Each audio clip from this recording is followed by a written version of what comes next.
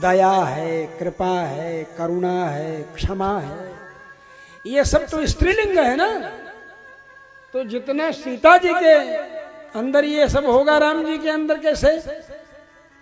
बोले रे भाई, राम जी हैं, राम जी को आप सीता जी से कम बता रहे हैं।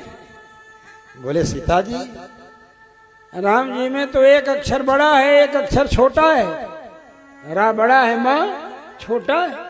और सीता जी में दोनों ही बड़ा है, सी भी बड़ी सी है और ता भी बड़ा ता है। इतना तो आप सब लोग भी समझ जा रहे हो, समझ रहे हैं ना, समझ रहे हैं ना। राधा कृष्ण में भी यही हाल है। सोचो, गौरी शंकर का भी यही हाल है। गौरी में दो वर्ण हैं, दोनों गुरु हैं, गौ भी री भी।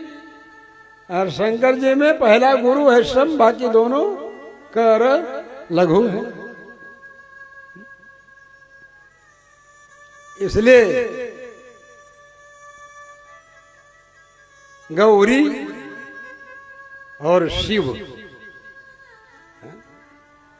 शिव कहो तो एक, दोनों ही छोटे, शिव भी छोटा है वह भी। और गौरी कहो तो गौ भी बड़ा है, री भी गुरु वर्ण। सोचो तो भैया, इनकी महिमा, इनका महत्व तो माताओं का सबसे ज्यादा है ये। अब आपको बताऊं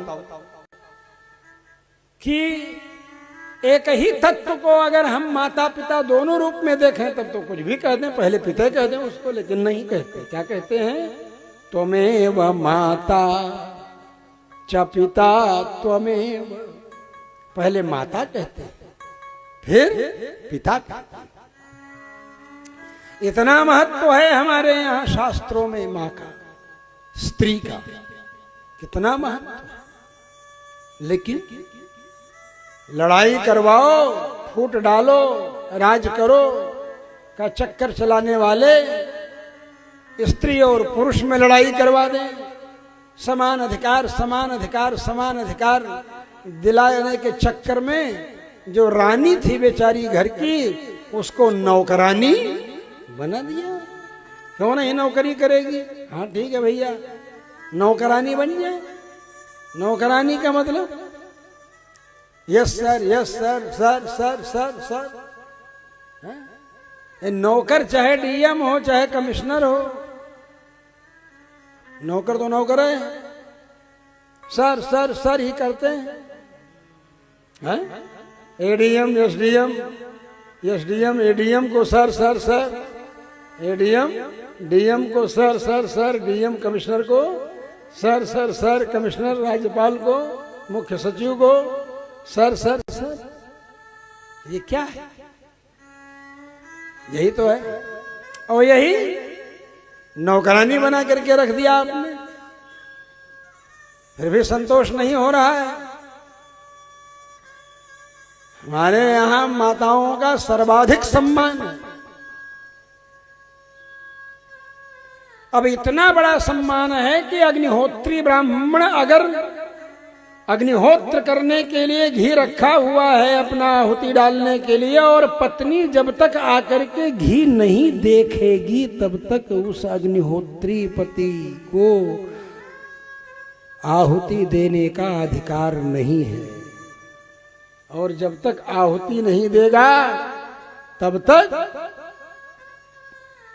भोजन नहीं करेगा।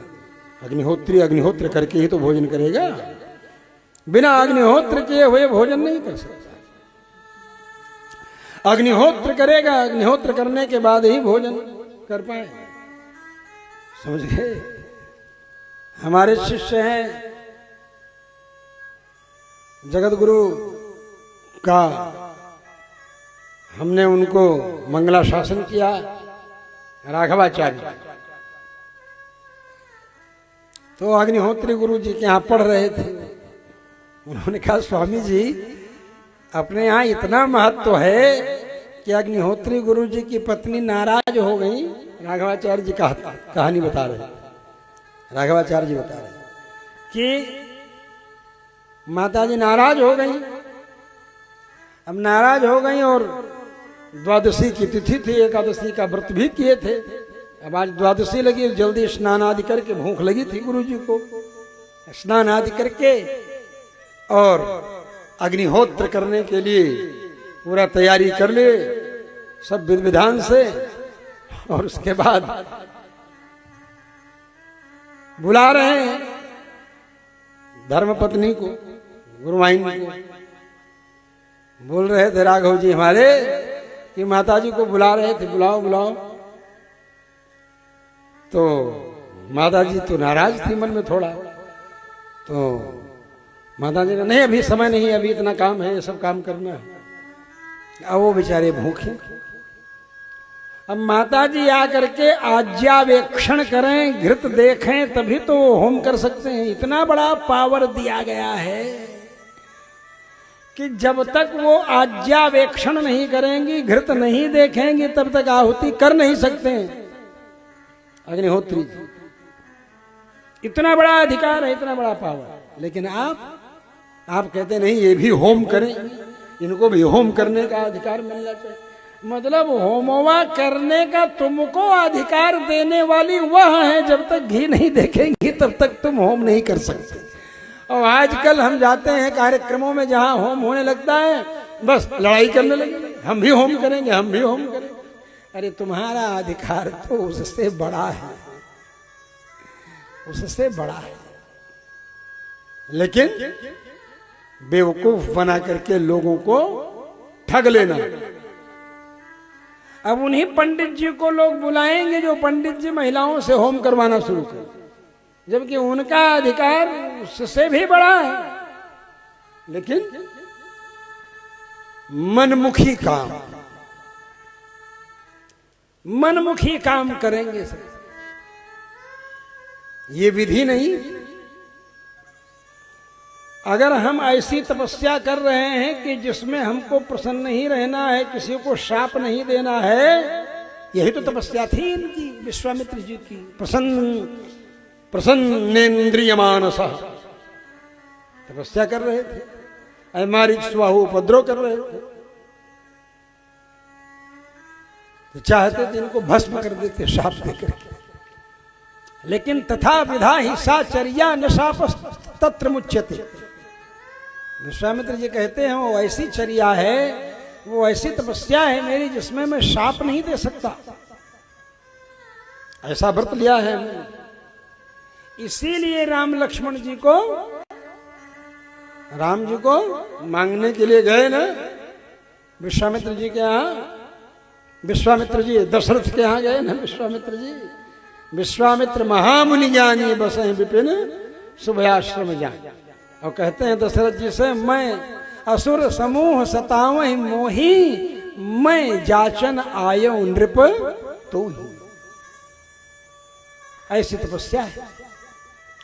तो इतना बड़ा अधिकार मिला हुआ है माताओं को कि अग्निहोत्री ब्राह्मण भी, ऋषि महर्षि भी जब तक होम ही नहीं कर सकते हैं, तब तक नहीं होम कर सकते हैं जब तक माता जी जाकर के घी नहीं देखेंगी, उनकी पत्नी घृत को देखेगी। हाँ, संपन्नम संपन्न, ठीक है, कीजिए, अब आप होम करेंगे। ये अधिकार है माँ का, पत्नी का ये अधिकार है। इतना बड़ा अधिकार मिला हुआ है, फिर भी इनको तो फूट डालो, राज करो, लड़ाई झगड़ा करा दो, मजदूर में मिल मालिक में झगड़ा करा दो, पति पत्नी में झगड़ा करा दो, गुरु शिष्य में झगड़ा करा दो, स्टूडेंट टीचर में झगड़ा करा दो। झगड़े कराते रहो, क्योंकि लड़ने का काम है, लड़ेंगे। अब यूजीसी वाला कानून ले आकर के अब सबको लड़ाने के चक्कर में, अरे बीपी सिंह भी तो लाए थे यूजीसी की तरह ही मंडल कमीशन रिपोर्ट।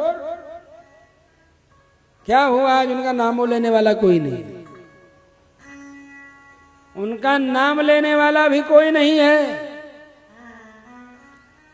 तो तुम्हारा भी कहीं यही हाल न हो जाए कि तुम्हारा भी नाम लेने वाला कोई न रह जाए। खाली भारतवर्ष तो वही है, इसमें रहने वाले लोग भी वही हैं। सावधान हो जाओ, तुम्हारी चिकनी चुपड़ी बातों में आने वाला समाज नहीं है। समाज प्रबुद्ध हो रहा है और सोशल मीडिया के माध्यम से तुम्हारी सारी कारस्तानियां लोगों को पता चल जा रही है। सबका फेसबुक अकाउंट तो नहीं ना तुम कंट्रोल कर लोगे, सबका यूट्यूब चैनल भी नहीं कंट्रोल कर लोगे। करने कराने वाले कभी सम्मेलनों में कभी लोग अपना सब कुछ कह देने वाले भी हैं, वो भी यूट्यूब में लोग सुन लेने वाले हैं। तुम्हारा सारा समाचार लोगों को मिल जाने वाला है। 30,000 फाइलों से ज्यादा, कितना 36,000 कितनी फाइलें हैं जिसको रोका गया, कितने काले कारनामे इन लोगों के हैं उसमें। ऐसा नहीं है कि आज तुम उसके ऊपर पर्दा लगा लोगे तो कल भी पर्दा लगा रहेगा, और कल जब पर्दा खुलेगा तो इतना थूकेंगे तुम्हारे ऊपर कि तुमको डूबने के लिए चिल्लू भर पानी की जरूरत नहीं रहेगी, लोगों के थूक में ही डूब जाओ। इसलिए भारतीय संस्कृति, भारतीय परंपराओं के अनुसार कार्य करो, शासन चलाओ। भारतीय परंपरा है कि ऐसा कुछ विधान बनाओ जिससे सभी लोग आपस में प्रेम पूर्वक रहें, एक दूसरे का गला काटने के लिए न तैयार हो जाएं, लड़ने के लिए न तैयार हो जाएं।